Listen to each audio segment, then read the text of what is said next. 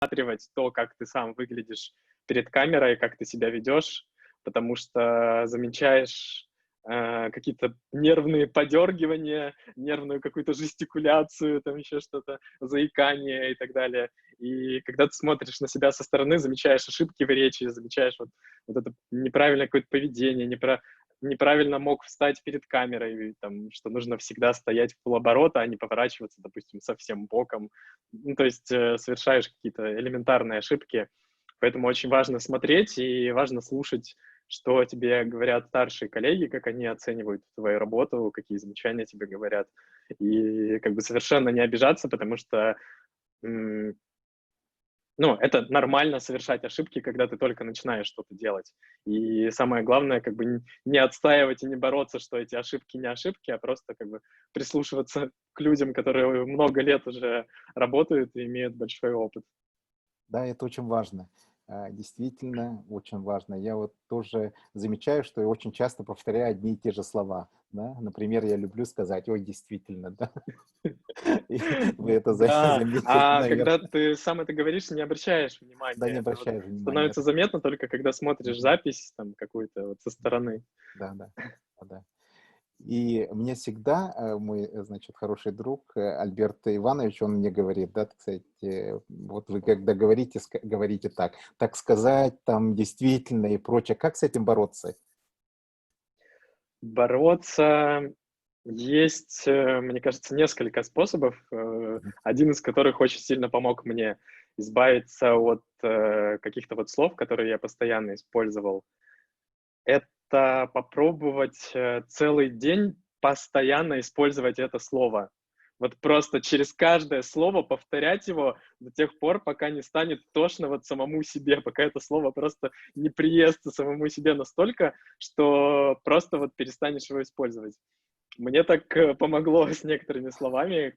Это даже можно не целый день, а вот просто взять полчаса и в беседе даже с друзьями просто вот постоянно его использовать.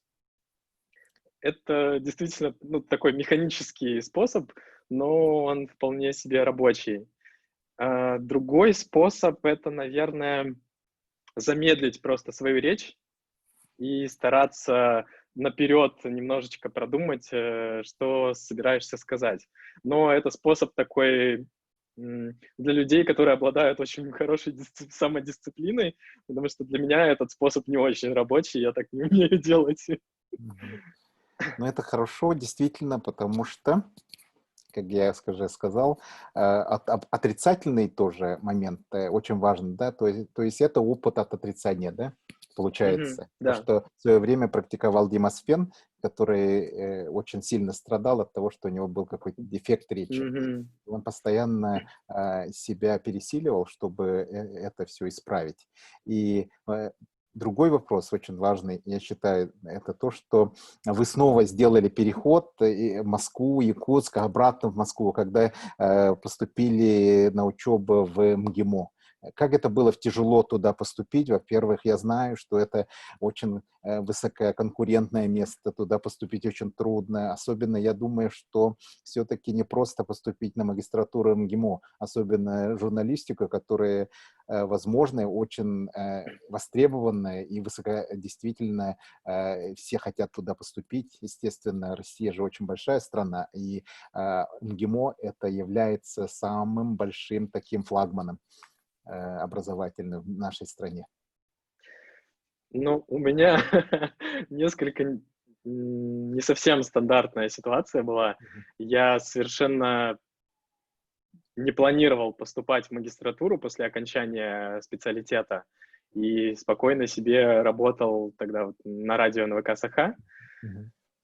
И совершенно случайно узнал, где-то в начале августа, наверное, узнал, что в магистратуру МГИМО как раз на отделение на факультет международной журналистики объявили дополнительный набор студентов. Они не добрали в магистратуру полную комплектацию на отделение. Я об этом узнал, взял на работе недельный отпуск и уехал в Москву совершенно без подготовки, без всего. Ам, просто вот я там пролистывал какие-то, набрал кучу с собой учебников по журналистике, пролистал их там вот буквально за 2-3 дня до конкурса и пришел туда поступать. Там было 2 задания. Первое задание — перевести большой текст с английского на русский, так как МГИМО уделяет очень большое внимание иностранным языкам. Это было, наверное, основное задание. И если бы я с ним не справился, то, я думаю, шансов бы у меня не было никаких. А вторая часть задания — это было собеседование с одним из преподавателей факультета международной журналистики. У меня было собеседование с Валерием Соловьем, который сейчас достаточно видный политолог. И он задавал достаточно простые вопросы на околожурналистские политические темы. То есть ему было интересно, насколько хорошо я разбираюсь во внутриполитическом поле российском, и в целом как бы понимаю, как работают какие-то процессы журналистские, как устроены газеты, какими темами, в принципе, я интересуюсь. И мне действительно очень сильно помог тот факт, что я работал в новостях. И я был в новостной повестке, более или менее в ней ориентировался в именах, в каких-то должностях и так далее. Меня это прям очень сильно спасло. А по английскому я прошел вот прям по нижней границе, набрал минимальное количество баллов, необходимых, чтобы пройти конкурс. Тем не менее, я учился не на бесплатной основе, а на платном отделении. На платном отделении? Извиняюсь. На платной основе. На платной основе. И теперь скажите, пожалуйста, как там было вот это образование интенсивное, что-то новое дало это образование МГИМО? МГИМО мне дало тоже очень сильный толчок. Первый семестр было учиться очень сложно, потому что у ребят там, во-первых, очень высокий уровень образования в принципе, у ребят очень высокий уровень английского, и у нас часть пар проходили на английском языке. По глобальной политике у нас пары проходили на английском языке. Я вот не помню, у нас несколько преподавателей преподавали нам исключительно на английском языке. И ответы, соответственно, тоже принимали только на английском языке. Для меня это в первое время было очень сложно, потому что воспринимать устно не просто английскую речь, а научную английскую речь было очень тяжело. Я понимал, наверное, 60% из того, что говорит преподаватель. И, во-вторых, было очень сложно в плане... В МГИМО очень большое внимание уделяется политологическим наукам и тому, чтобы разбираться в политике, в экономике. На парах по журналистике мы просто читали заметки из «Коммерсанта», из «Ведомостей», там, из РБК и разбирали заметки. Почему так написано, почему так подается информация, почему делается акцент на этой информации, а не на другой, кому выгодно, чтобы акцент был на этой информации, а не на другой. То есть нужно было очень хорошо уже изначально разбираться в теме, чего мне очень сильно не хватало, потому что я работал, несмотря на то, что я работал в новостях, мы информацию подавали исключительно фактами. Мы практически не работали с аналитической журналистикой, у меня этого опыта было очень мало. И мне это было очень тяжело. Также, так как МГИМО — это международный, там есть слово «международный», очень много уделяется геополитике.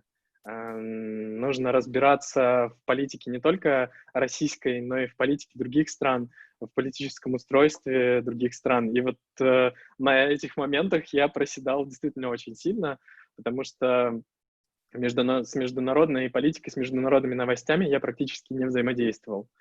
И я просто в свободное время до и после учебы занимался тем, что заходил на новостные сайты и смотрел старые новости, читал старые новости, погружал себя в тему. Тогда в 2011 году везде обсуждали арабскую весну, события в арабских странах, революции, и я был совершенно вне темы, как бы, и изучал новости за последние полгода, чтобы погрузиться просто в повестку, разобраться. Очень много читал Википедию про ООН, про другие международные организации, про устройство государственное других стран, там, какая у них основная религия, какая у них политическая система, какие люди у них стоят во главе, какие люди стояли во главе этого государства там 20-30 лет назад. То есть я помню, что я постоянно учился сам.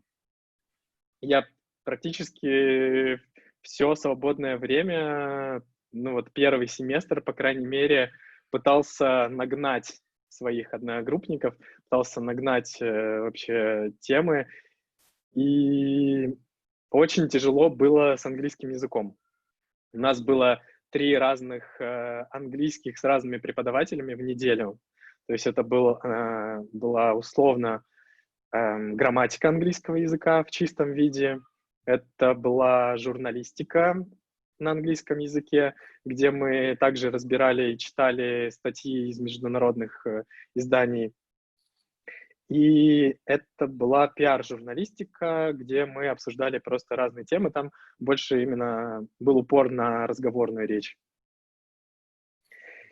И условно каждый преподаватель дает домашнее задание с текстом на 5 страниц А4, Times New Roman 12 кегль, единичный отступ абзацный.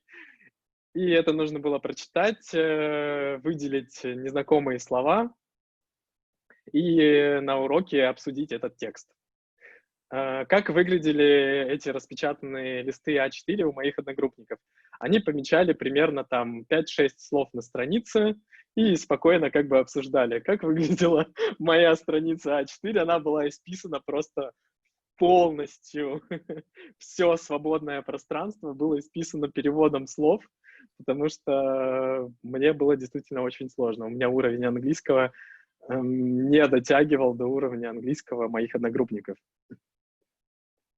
Вот, и первые полгода, собственно, я занимался тем, что я не выписывал незнакомые мне слова, а полностью переводил тексты.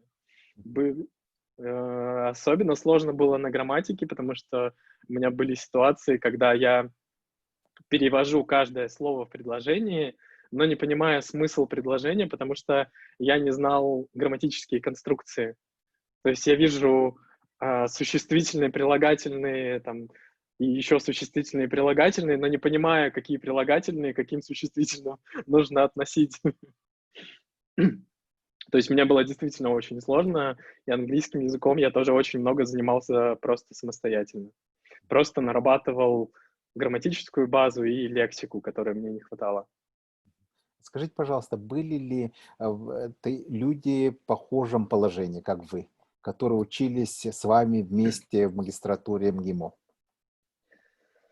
Практически нет, потому что примерно 90% ребят, они были из МГИМО, из бакалавриата МГИМО, из разных факультетов. Несколько ребят были из РУДН, но у них специфика была тоже международная, либо иностранные языки. Им в этом плане как бы было немножко полегче. Интересный вопрос, да. А сколько вот среди вот этих ребят были ребята из провинций? Из провинции было были несколько ребят из РУДН, которые, они, получается, приехали там из Саратова, допустим, отучились уже в РУДН и поступили после этого в магистратуру МГИМО. Остальные ребята были в основном из Москвы, очень много, и в основном из Центрального федерального округа ребята были. Были Но ли не очень другие, много. например, вот Бурятия представлены, Калмыкия, какие-то другие регионы? Нет, из дальних регионов практически никого не было. Фактически, получается, ваша ситуация — это такой lucky chance, то есть Да. чем правило. Так получается? Получается так, да, что мне больше скорее прям повезло. Да. И вы были уже в ситуации аутсайдера, и вам приходилось все время нагонять, догонять и пытаться добраться до какого-то похожего и близкого уровня с ребятами, которые были, для них это был обычный уровень, например.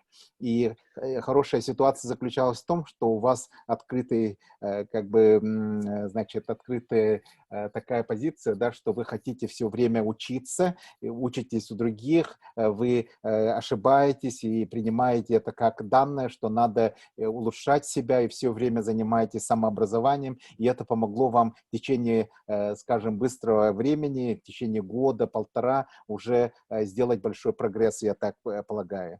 Я правильно говорю? В целом, да, но к ошибкам я отношусь очень тяжело все-таки. Они меня очень сильно по мне бьют по моей самооценке, но у меня есть, да, такая, не знаю, такой зуд, что ли, что я должен нагнать тот уровень, который меня окружает, как минимум нагнать, как максимум как бы быть прям на равных, немножечко сверху.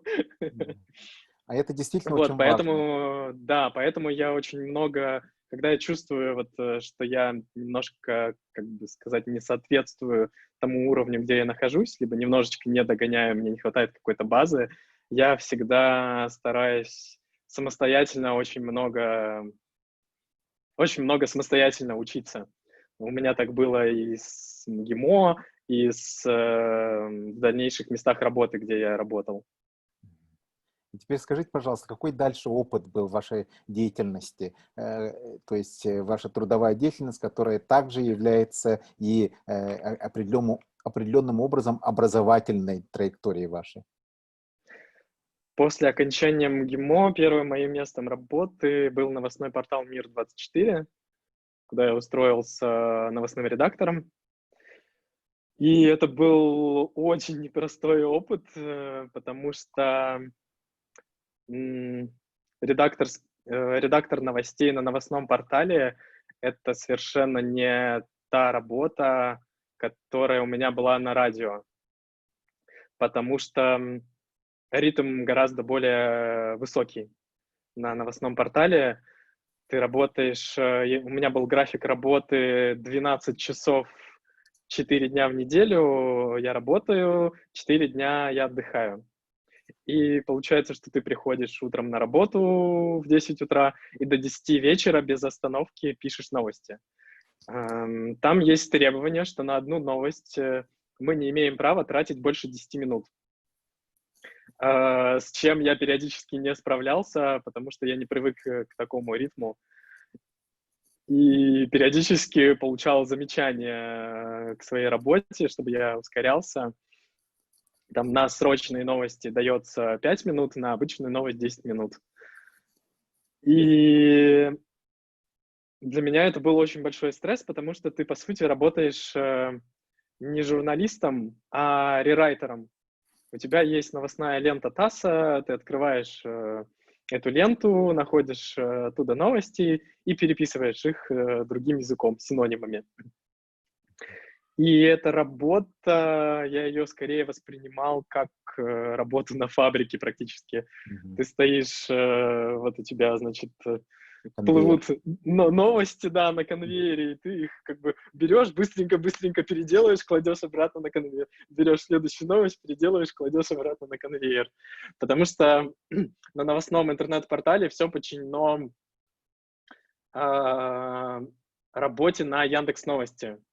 Чем быстрее и оригинальнее ты перепишешь новость, тем больше вероятность, что ты попадешь в топы Яндекс Новостей и получишь оттуда трафик на сайт. А трафик на сайт — это важно для рекламодателей, как бы, понятное дело. А ваша От этого зарплата от зависит... этого зависела? Нет, зарплата от этого не зависела. Иногда у нас были премии, но они скорее были связаны там с какими-то загрузами очень большими. Были ситуации, когда упал самолет, я помню. Были просто ситуации, когда были очень срочные новости, которые нужно было отрабатывать очень хорошо. И через какое-то время мне стало просто очень тяжело находиться постоянно в новостном потоке, потому что меня через месяц, 2 работы перевели на работу 5 на 2, ну, на стандартный график. И при таком графике ты вообще не можешь выпасть из новостного потока. Ты постоянно получаешь огромное количество информации.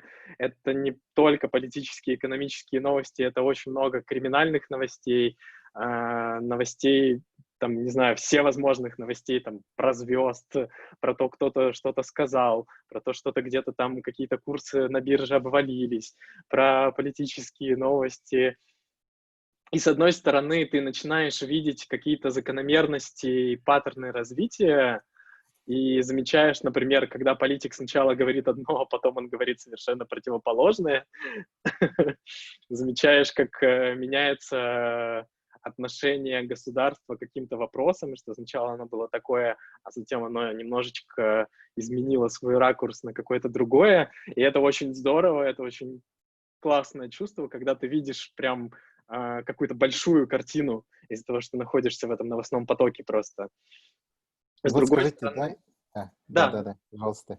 с другой стороны, Мгм. это очень тяжело психологически, потому что твой мозг просто перегружен количеством информации. Мгм. И вот вопрос такой, да, вы сказали, что у вас дискретно было 10 минут, 5 минут, да, и получается в день сколько вы должны были обработать материала, была ли такая норма, и получается в этот дискретный 10-минутный отрезок сколько слов вы должны были сделать? В среднем новость должна быть на 1000-1500 знаков, Мгм. э, но там как получается, примерно половина новости — это сама новость, а оставшаяся половина, там 500 знаков — это так называемый бэк, когда ты рассказываешь предысторию этой новости, с чем она связана, что, какие там факты случались до этого, связанные с этой новостью. Поэтому вот этот бэк, он, в принципе, у тебя заготовлен, ну, так как ты постоянно это пишешь, ты уже знаешь, что было до этого. И ты просто переписываешь это новыми словами каждый раз. Ну вот вы И в набили руку, день, да, получается? да, и в день нормы так, как таковой не было, но я как-то подсчитывал, что у меня за день около 45-55 новостей было. Мгм. А были ли такие чемпионы у вас в вашем цехе?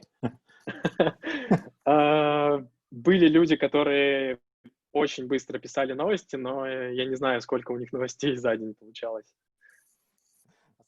Скажите, пожалуйста, вот вы все время жили в таком потоке, 4 дня работали полностью, потом 4 дня отдыха, да, потом 5 дней работы и 2 дня отдыха. И после всего этого напряженного потока и прочее, как человек, как его мозг это все воспринимает? И если вы отдыхаете, вы все время тоже думаете о новостях, что было такое? Вот скажите, пожалуйста, ощущение всего этого. Вот когда я работал 4 на 4, это было проще, потому что у тебя есть 4 дня отключиться от новостного потока, немножко из него выпасть и отойти. Когда меня перевели на график 5 на 2, это было тяжелее, потому что если ты полностью отключаешься на выходные, тебе потом тяжело вернуться в понедельник к новостям. Ты тратишь больше времени, чтобы посмотреть, какие новости были за эти 2 дня, в которых ты отсутствовал. Поэтому получалось так, что я, в принципе, все время читал новости. Я был подписан в "Фейсбуке" тогда на все возможные новостные издания и смотрел, что, как они пишут. И в таком режиме, конечно, это тяжело, потому что события политические, они иногда нас расстраивают, но ты ничего не можешь с этим сделать. Ты не можешь как-то изменить ситуацию, как-то на это повлиять, и ты чувствуешь просто свое какое-то бессилие, что ты ничего не можешь с этим поделать, но переживаешь по каким-то политическим поводам, по какой-то несправедливости социальной и так далее, по каким-то просто ужасным криминальным новостям об этих зверствах, переживаешь, что творится какой-то кошмар, все рушится, куда катится мир. Поэтому со временем просто вырабатывается Иммунитет. какое-то очень циничное, наверное, отношение ко всему этому, потому что это просто защитная реакция. Ты не можешь близко к сердцу воспринимать все это, иначе ну, просто сойдешь с ума. Начинаешь Мгм. просто шутить, Мгм. очень цинично, иронично ко всему этому относиться, и это, ну, такая защитная реакция, которая у меня до сих пор, наверное, осталась. Да. А вот, Николай, а что случилось потом? После вот этих новостных тем, что случилось потом?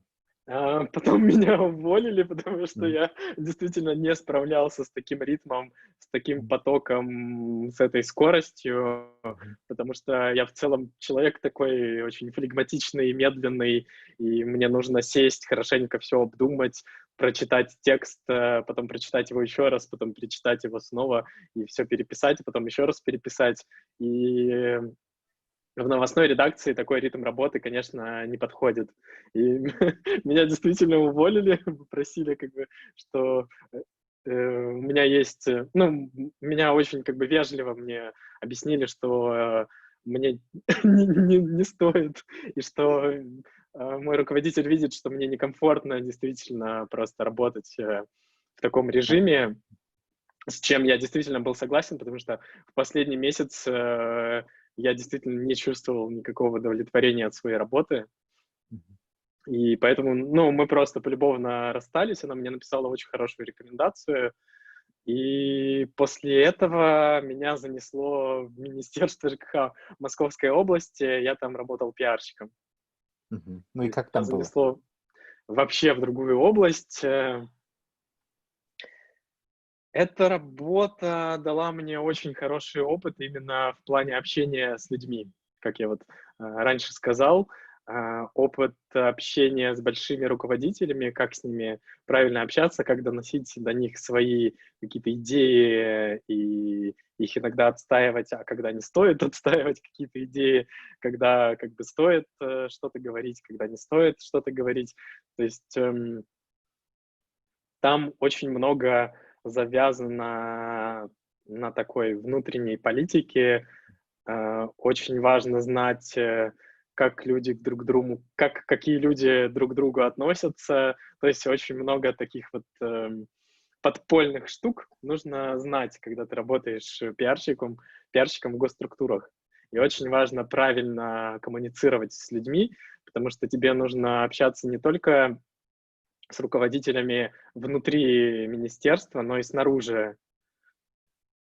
И как бы нужно знать очень много еще политических аспектов, внутри региона, в котором ты работаешь. Ну вот, я работал в Московской области. Какие руководители, какие у них отношения, кого нужно упоминать, кого не нужно упоминать, какие формулировки можно использовать, какие формулировки использовать нельзя, потому что ты пишешь как бы официальную позицию министерства, и это очень важно там согласовать с десятком людей, чтобы все учли все вот эти политические аспекты, потому что ты не можешь знать их все сам. Мгм. То есть это была невероятно политическая работа. Да, я понял, что общение с людьми, работающих в госструктурах, это не для меня. Мне очень тяжело в таком режиме тоже работать. Я проработал там 1,5 года, и за 1,5 года сменилось 3 министра. И скажите, пожалуйста, что потом случилось? Это становится очень интересным, кстати, ваше. Да. После этого я 3 месяца был без работы, очень долго искал, очень много в разных мест отправлял свои резюме. Мгм. И меня занесло как раз-таки в СТС Медиа на телеканал Че. Я ушел туда с понижением зарплаты в 1,5 раза после Министерства ЖКХ, Мгм. но это место просто, наверное, я могу назвать его судьбоносным, потому что я пришел в коллектив молодых, очень прогрессивных людей, очень крутых профессионалов, и я пришел как раз-таки вот в большую корпорацию, чего я очень сильно хотел. Мгм. Я пришел как бы на абсолютно базовую позицию, редактором сайта сначала работал и просто размещал какие-то новости. Мы делали тесты, тогда очень популярны были, делали какие-то интерактивные штуки. И это как раз-таки было начало моей диджитальной карьеры, где я сейчас продолжаю работать. Это была для меня абсолютно новая сфера, я очень мало чего понимал. Я ну, меня туда взяли из-за опыта производства контента, так как я журналистом очень много работал, и будучи пиарщиком, я тоже очень много писал текстов, новостей, производил. Ну, то есть я постоянно всегда все равно работал с контентом, и тем же самым я занимался на телеканале Че. И там я столкнулся как раз-таки с новой для меня сферой, эта работа была гораздо более креативная, чем работа в пиаре, понятное дело. Нам нужно было придумывать контент. Мы очень много уделяли внимания тому, с какой аудиторией мы работаем. Там я, собственно, вот научился понимать, не просто производить контент, как бы непонятно кому, потому что в новостях ты как бы просто производишь контент для всех. И он очень нейтральный, очень такой, очень нейтральный. Вот. А когда ты работаешь на телеканале, у которого есть совершенно определенная целевая аудитория, несмотря Мгм. на то, что у телеканала, понятное дело, большая все равно аудитория, и она для Мгм. всех, Мгм. но там есть ядро аудитории. На телеканале Че это были мужчины в возрасте 25-35 лет. Это вот прям такое ядро аудитории, на которое мы должны работать. И когда ты производишь контент, ты должен всегда думать, для кого ты его производишь, как ты общаешься с этим человеком, какие ты слова используешь, что цепляет этих людей. Тебе нужно знать, что интересно этим людям. Тебе нужно самому погрузиться в эти темы, немножечко в них разбираться, и это вот для меня был очень большой опыт. К тому же я понял, как работает сайт, как он устроен, как размещать туда баннеры, как настраивать целевую аудиторию для этих баннеров. То есть очень много всего нового я постоянно узнавал. И, например, в госструктурах, например, ну, я мягко скажу, что там очень напряженная всегда ситуация, потому что это такая стрессовая очень работа в госструктурах.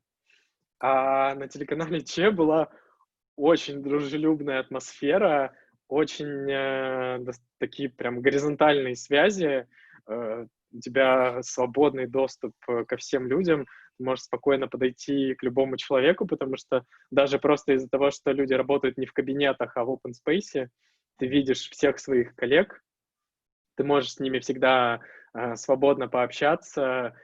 И ну, вот это для меня был прям новый виток в моей карьере, который подтолкнул. Я очень много как раз-таки, вот я пришел, так как я не разбирался в том, как работают диджиталы, как работают баннеры, там, вот это вот все, как анализировать целевую аудиторию, как работают email, рассылки, и вот это вот все. Я очень много читал первое время самостоятельно, первые полгода, наверное, даже год. Я очень много читал блогов по как раз-таки диджитал-маркетингу. Мгм. Я подписался просто на всех, кого можно было. Я подписался на email рассылки всех сайтов, магазинов, там, книжных магазинов, диджитал-блогеров, каких-то новостных сайтов и просто смотрел, как они делают эти email рассылки.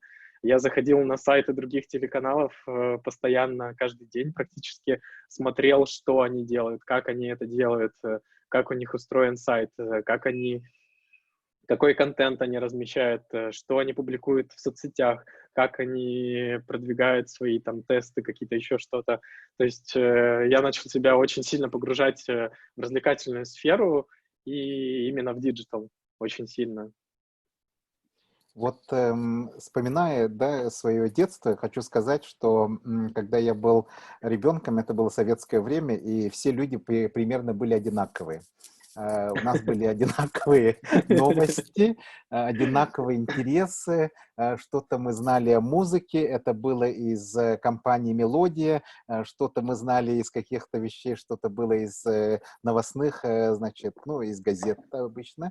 Получается, у нас появлялся такой вот человек, homo sovieticus, как говорится, человек советский, да, и у него интересы были всегда одинаковые. И когда я, например, ездил в разные страны, да, в тот же Китай, например, сейчас даже, да, ты ощущаешь, есть такое какое-то примерно одинаковость, да, людей, там, детей, которые также думают. А сейчас в России произошел невероятный взрыв, и появилось огромное количество субкультур, разных сообществ людей, и появились, например, такие телеканалы, как Че, который фокусируется на 25-35 мужчин именно, и это же очень интересная область, и я так понимаю, и то, что digital technologies идут туда, блогеры появляются, это все происходит взрывообразно, и когда вы в волне таких новых изменений, это всегда интересно, потому что вы занимаетесь новым, и вы не знаете, как это все обернется. Да? Каждый день это что-то новое, и это новое как манит тем, что оно неизвестно. Как оно все это будет и прочее. У вас есть какие-то ощущения того, что будет, в общем, через несколько лет и прочее? Как дальше будет это все развиваться? Будет ли дальнейшая фрагментация? Какие-то еще супер-субкультуры появятся? Или будут какие-то слияния? Будет ли сингулярность? Какие-то вещи? Есть ли такие моменты, которые в вашем сообществе вы обсуждаете? Очень тяжело действительно говорить о том, что нас дальше ждет, потому что меняются соцсети очень быстро и действительно каждый день. И чтобы работать с соцсетями, как раз-таки важно каждый день постоянно следить за всеми этими изменениями, новостями, быть подписанным там, вот, на тех же диджитал-блогеров, на новостные издания, чтобы все это постоянно учитывать в своей работе. Но действительно есть очень большая тенденция к сегментации. Очень много, как вы сказали, появляется самых разных субкультур. Они достаточно маленькие, но очень активные, очень громко о себе заявляют. Именно поэтому сейчас так много всевозможных блогеров, которые пишут о самых разных вещах, и они все находят свою аудиторию, потому что эти сообщества, в них состоят, ну, то есть человек состоит сразу в нескольких таких субкультурах, он является частью нескольких маленьких субкультур, и он может быть во всех этих субкультурах очень активным.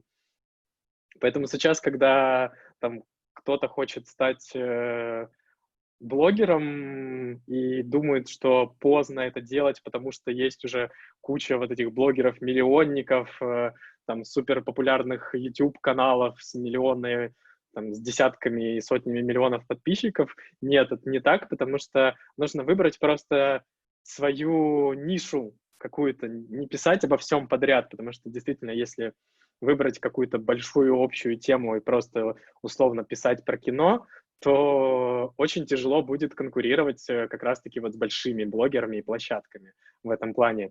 А если начать писать про какой-то конкретный французский артхаус, например, то очень быстро и легко найдется аудитория, которая этим интересуется.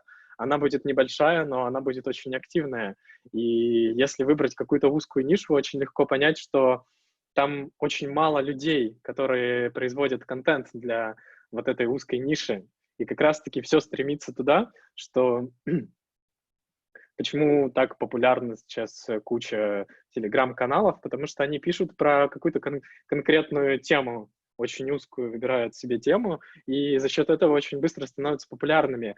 А если про какую-то узкую тему писать доступно и интересно, то подтянется аудитория, которая изначально даже не интересовалась этим, но вы можете ее заинтересовать, если писать об этом доступно и интересно. Поэтому считать, что нужно писать для всех, чтобы была большая аудитория, это очень неправильный подход, и на это придется потратить очень много денег, чтобы набрать вот эту широкую аудиторию, для которой вы... Нужно писать, вот выбрать себе какой-то конкретного человека, целевую аудиторию, для которой вы пишете, и писать только для нее. А остальные люди подтянутся, если это будет интересно, даже если они не являются частью этой целевой аудитории. Я сам очень часто ловлю себя на том, что я могу подписаться на какой-нибудь канал условно для девушек, там какая-нибудь женская психология, но это написано настолько увлекательно, интересно и доступно, что я читаю это просто вот взахлеб и постоянно, хотя я, ну, совсем не являюсь целевой аудиторией, и знания, которые там какие-то, информация, которая там преподносится, она мне никогда не пригодится, но это просто настолько классно, что просто подписываешься на это. Может быть, очень важно оценить другую точку зрения, для которой смотрит на вашу целевую аудиторию, как говорится, с Да, другого это даже лагеря. вот как раз-таки интересно, потому что я с этим совсем не сталкиваюсь, и мне интересно, что мне как бы ничего не известно о там вот этой какой-то области, которой целевой аудиторией, которой я не являюсь, и поэтому мне чисто даже вот просто из любопытства интересно это потреблять такой контент. Да, абсолютно. Действительно, когда вы, например, занимаетесь чем-то и неожиданно берете что-то другое, это всегда сбалансирует, и это даже нужно для гармонии вашего мыслительного процесса Да, и да. прочее, это всегда полезно. И говоря об этом, вы все время то, что делаете, это все идет в такой виртуальном мире, плоскости цифровых там технологий, и, скажем, то, что создано, это буквально огромный мир, но он цифровой, да. И вот в Якутске недавно совершенно произошла такая ситуация, когда один грузовичок или, я не знаю, какая-то машина, значит, столкнула один столб всего. И весь Мгм. Якутск, и, мне кажется, пол республики или прочее, как будто жизнь тут остановилась реально. И люди даже не знали, что делать. Это как будто бы неожиданно наступил каменный век. И вопрос такой, вы давно уже расстались или у вас есть какие-то связи с физическим миром, что-то вы делаете после того, чтобы занять себя вне этого пространства цифрового? Вне очень мало осталось, вне цифрового пространства, потому что я тоннами смотрю сериалы, постоянно стараюсь, смотреть там, громкие программы на "Ютубе". То есть, в основном я провожу все свое время в цифровом пространстве. Да, потому что И цифровое пространство, я так понимаю, это время. да, это время. Это И как реальное бы время. в целом важно понимать, когда начинаешь что-то делать в цифровом пространстве, что ты конкурируешь, ну вот телеканал конкурирует не с другими телеканалами, телеканал конкурирует со всеми вообще за время людей. За И, в время людей. принципе, любые медиа, они конкурируют не друг с другом, они конкурируют с онлайн-играми, с сериалами, с встречами с друзьями, с, там, не знаю, со спортзалами, с путешествиями, потому что это, ну, сейчас все медиа, весь диджитал конкурирует просто за время, за наше с вами время. Удивительно. И я как бы иногда стараюсь отключаться. Но вот когда я встречаюсь с друзьями, я стараюсь не смотреть в телефон, потому Мгм. что мне важно качественно провести время с друзьями, пообщаться с ними, посмотреть на их мимику, на их жесты, а не как бы читать их текстовые сообщения. Поэтому я стараюсь откладывать телефон экраном вниз, чтобы не видеть, не отвлекаться на уведомления. И то же самое я там делаю, когда стараюсь ходить в спортзал пару раз в неделю, и тоже стараюсь не смотреть в телефон, а как бы скорее даже просто посмотреть на других людей в этом спортзале, как они там ходят, как они делают упражнения, во что они одеваются там и, и так далее, пообщаться со своим тренером банально даже. Стараюсь как бы в какие-то моменты просто ограничивать себя, потому что это такая привычка, что ты, ну, у тебя телефон находится постоянно в руках.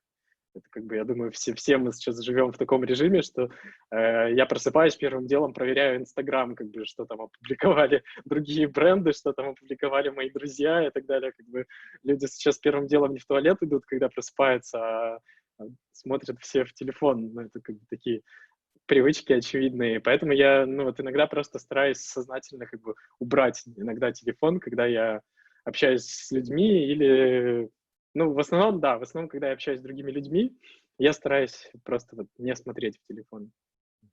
Вот вопрос сейчас очень такой для меня важный, тот вопрос, который для меня важен тем, что хочу произвести какое-то разделение, да, между тем физическим миром, который мы ощущаем и прочее, в каком-то объемном виде, каком-то физическом виде. Вы можете это тоже разделить или нет? Каким образом это все для вас существует? Вот что я хочу сказать, например.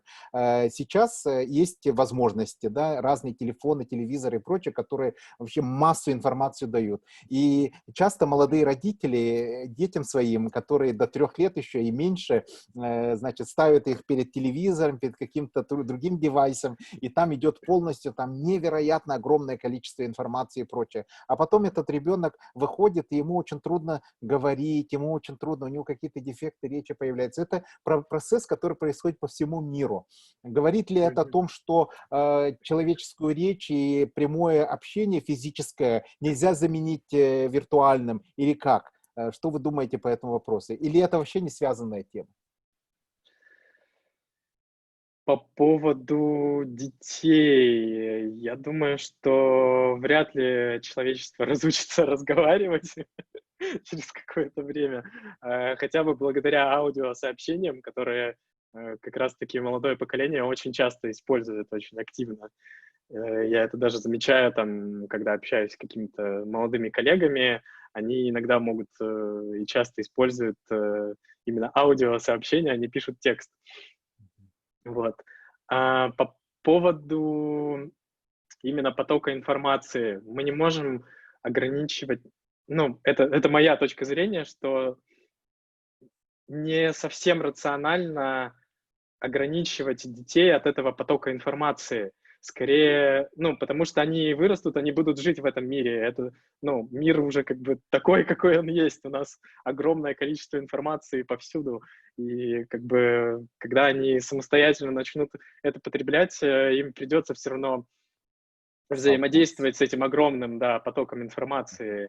Единственное, что родители могут научить, это как-то фильтровать правильно эту информацию и, наверное, иногда вот хотя бы немножко от нее отдыхать, понимать, как вот этот поток действует на людей.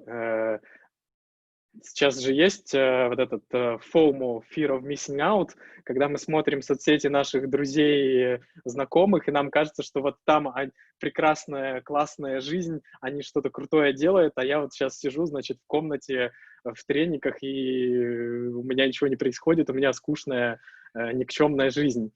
С этим сталкиваются все, я с этим тоже постоянно сталкиваюсь, когда я дико уставший после рабочей недели в субботу вечером валяюсь и ем бургеры, смотрю сторис своих друзей и знакомых, которые где-то на природе классно, в классных барах проводят круто время, и думаю, что же я делаю со своей жизнью.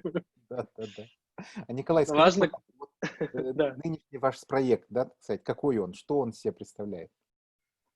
Работа на пятнице, Да. я постоянно занимаюсь спецпроектами. Это, как сказать, мы делаем какие-нибудь игры. Например, из последнего мы для нашей программы «Пацанки» сделали квест в ВКонтакте, в мини-приложениях. Это вот прям стандартно, просто вот игра такая мобильная, можно сказать. Иногда мы делаем каких-то чат-ботов, которые выдают стикеры ВКонтакте, допустим, те же самые. Иногда мы делаем какие-то активности на лендингах, на веб-страницах, где нужно там, не знаю, что-нибудь потыкать, поиграть, или там оставить какую-нибудь заявку и так далее, или делаем какой-нибудь тест. То есть я занимаюсь а, геймификацией, по сути, коммуникации пятницы, отвечая именно вот за эту часть. Также мы проводим в последнее время очень много челленджей в ТикТоке. Это уже площадка, которую медиа не могут игнорировать, потому что она набрала уже огромную аудиторию. Тем более, что «Пятница» работает с молодой аудиторией. У нас аудитория телеканала — это от 14 до 44 лет, а Мгм. аудитория именно наших соцсетей, там сейчас вот очень примерно скажу, примерно 50% аудитории — это люди до 25 лет. Мгм. То есть это очень молодая аудитория. В разных соцсетях она у нас там немножко варьируется, но в целом вот в самом большом паблике основном ВКонтакте у «Пятницы» примерно 30% аудитории — это люди 14-20 лет. То есть это очень молодая аудитория, поэтому мы не можем ее игнорировать, и мы работаем, идем на те площадки, где эта аудитория находится. Мы идем как бы за нашей аудиторией, стараемся присутствовать везде, где она есть, и доносить до нее наш контент. Но я как раз-таки вот отвечаю именно за какие-то специальные события, какие-то вот большие конкурсы, челленджи, игры, какая-то, если есть разработка, то моя задача как бы поставить, как бы совместно мы все это придумываем, а моя задача уже все это расписать, поставить задачи нашим дизайнерам, разработчику, там, либо каким-то нашим партнерам, с которыми мы работаем, и довести это все как бы до реализации. Вот, Николай, вы сейчас, я уже повторяюсь, да, что вы держите руку на пульсе, да, молодежи и прочее, вы должны это делать. И, как всегда, это дело вот как создание сообщества, да, канала там «Пятница» и прочее. И я вот хотел бы попросить вашего коллегу Альберта Ивановича, который тоже член вашего сообщества, да, так сказать, спросить несколько вопросов, которые он там приготовил. Пожалуйста, Альберт Иванович. Добрый вечер. Я специально одел наушники, чтобы войти в роль, потому что я тут сидел и менял камеру, пока мы общались. И это очень интересно, потому что мы посмотрели предыдущие эфиры, и там, кстати, у нас были какие-то небольшие недочеты, но у нас сегодня все получается очень даже профессионально, должен сказать. Поэтому, Николай, спасибо большое за то, что вы согласились. И мне кажется, этот контент уже такой прям драгоценный. Почему? Потому что если виртуальный мир, мы говорили про минусы и плюсы, но плюс виртуального мира в том, что наш разговор полностью сохранился, и нужно будет каждому человеку вернуться и пересмотреть, что в физическом мире, к сожалению, невозможно. Согласитесь. Ну, до тех пор, пока какой-нибудь грузовичок, ну, мы уже говорили, да, не врежется в какой-нибудь столб, что рядом с нами. Ну, ладно.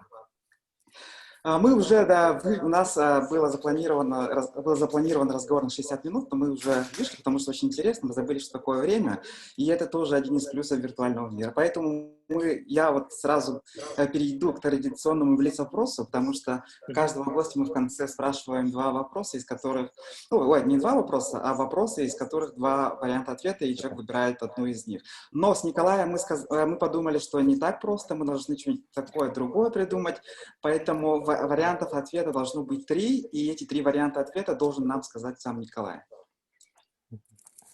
Начинаем, да?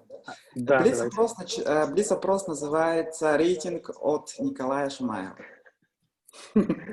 Персональные рейтинги. Говорим про персональные рейтинги. Сразу скажу, что мы это делаем всегда полушуточно, и ответы тоже могут быть шуточные в любом случае. Хорошо, начинаем. Рейтинг от Николая Шамаева. Первый вопрос. 3 лучших книг по версии Николая Шамаева. Ох. «Пиши и сокращай» однозначно книга, которую я прочитал уже 2 раза и собираюсь в ближайшее время еще раз перечитать. Блин, это очень сложно. Наверное, это книга о Гилве, о рекламе, конечно, которая просто must have, must read всем, кто так или иначе хочет работать с рекламой. И третья книга, я скажу, что это «Игра престолов», потому что это просто моя самая любимая книга, которую я обожаю. Следующий вопрос, наверное, будет намного дешевле, не дешевле, а намного легче. 3 лучших сериала. Это на самом деле тоже сложный вопрос, потому что я смотрю огромное количество сериалов. Сейчас я смотрю сериал Mad Men, «Безумцы», и он как раз-таки о работе рекламного агентства. Это очень крутой сериал, всем рекомендую. Из последнего также мне очень понравился сериал The Morning Show, «Утреннее шоу» называется. Там играет Дженнифер Энистон. Это сериал о теме харассмента, которая как раз-таки вот там упоминается Харви Вайнштейн и вся вот эта вот история. И также там очень хорошо показана изнанка работы на телеке. Там, собственно, весь сюжет крутится вокруг событий, вокруг съемок утреннего шоу американского. 3 лучших эпизода «Игры И- престолов». О, Ой, или три мы лучших- третий не послушали. Извините. Третий сериал, да, третий сериал, ну, пусть будет «Игра престолов», конечно, да. Хорошо, Без давайте последнего сезона. Еще раз? 3 лучших эпизода «Игры престолов», по вашему мнению. Я думаю, что первый эпизод первого сезона очень крутой. Согласен. Последний эпизод первого сезона тоже просто очень шокирующий.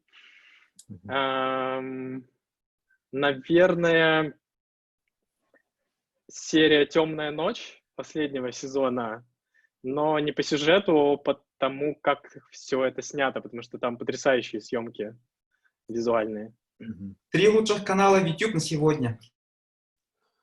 Ой, ну, однозначно «Вдуть», однозначно «Нежный редактор».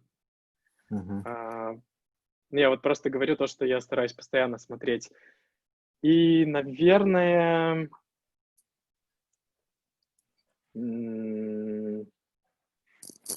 я бы сказал, не помню, как называется, канал Сергея Мезенцева. Он берет интервью у людей, и это тоже очень интересно смотреть. 3 лучших города на Земле. Москва.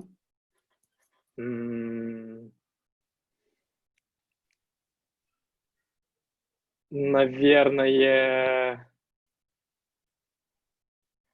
Рим. Правильно. И Барселона. Хорошо. Да. Круто. Круто.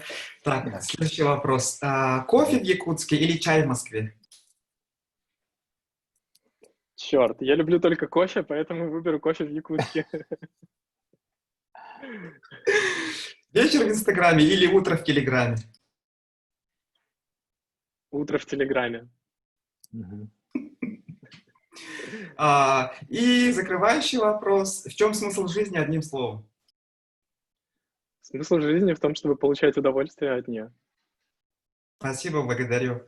Василий Климович, вам слово. Да.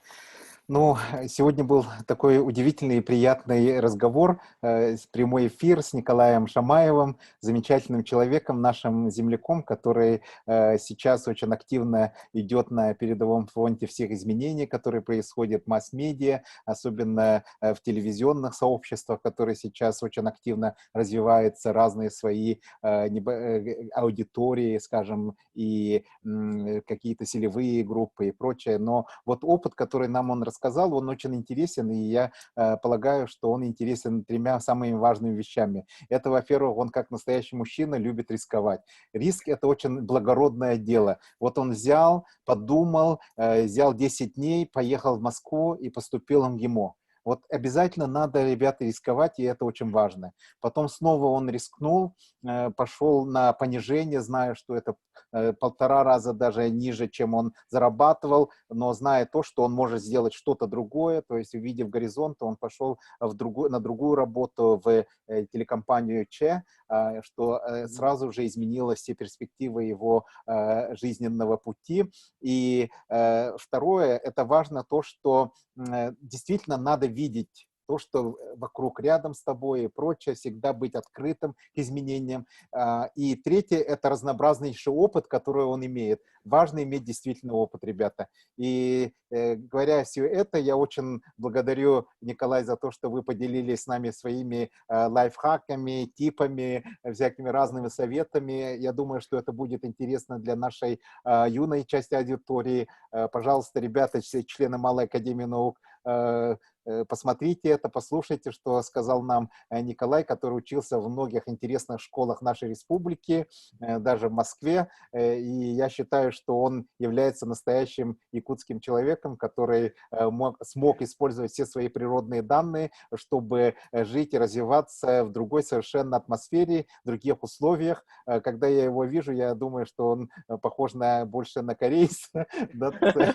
И, наверное, не Я отличался, где-то потому на 1/8 кореец, да. ну понятно, да, я так и подумал, потому что там же вот невероятные изменения происходят тоже в Корее, вы Да, знаете, там в тоже. масс-медиа-системах и прочее. Это что-то феноменальное, они показали всему миру, что можно, даже обладая абсолютно небольшими ресурсами, сделать такие изменения, когда вот в стране в течение там 30 лет произошли Мгм. Да, невероятнейшие невероятно. прорывы. И эти прорывы может сделать любой человек, если он будет упорно работать, идти вперед к своей цели, и Мгм. нам это все рассказал, показал, и думаю, еще будет больше делать Николай Шамаев. Спасибо большое. Да, спасибо, что позвали меня. Очень интересно было поговорить. Надеюсь, тем, кто нас смотрел, слушал, тоже было интересно.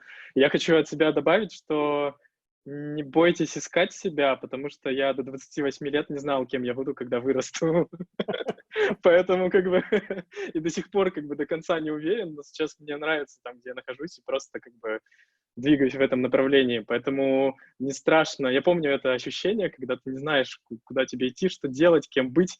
Но это нормальное состояние, искать себя постоянно, и ничего страшного. Главное не останавливаться и куда-нибудь по маленьким шажочкам двигаться. Да, совершенно верно. Reinvent yourself, да, как говорят. Нужно каждый Да, раз себя заново, как феникс, да, создавать. И это очень важно и интересно, потому что жизнь одна, надо все стремиться, интересное сделать. И, ребята, никогда не теряйте свое время, потому что время — это самый ценный продукт, как мы узнали сегодня. да. Ну, мы это уже знали об этом, да, так сказать, но еще раз нам об этом напомнили. Спасибо большое, Николай. Да, спасибо вам еще раз. Мгм. До свидания. До Да. свидания. Я вот хотел как раз спросить Николая, чтобы он какие-то слова сказал нашим членам и членам-корреспондентам. Но у нас в передаче вышло такой chemistry, да, что мы уже, видимо, читаем мысли друг друга и сразу отвечаем на вопросы, не задавая. Хорошо, спасибо. Мы сегодня разговаривали с Николаем Шамаевым, было очень интересно. Я очень 1000 раз рад, что мы это видео еще публикуем в YouTube, где каждый может вернуться посмотреть, как обычно, да. И мы еще, наверное, Николая позовем в будущем, когда уже будут уже другие какие-то медиа возникнут, да, какие-то исчезнут, будем держать связь, будем общаться и делиться опытом со всеми вами. Супер. Да, с радостью. Ага, спасибо. До свидания еще раз. Спасибо, до Пока. свидания всем.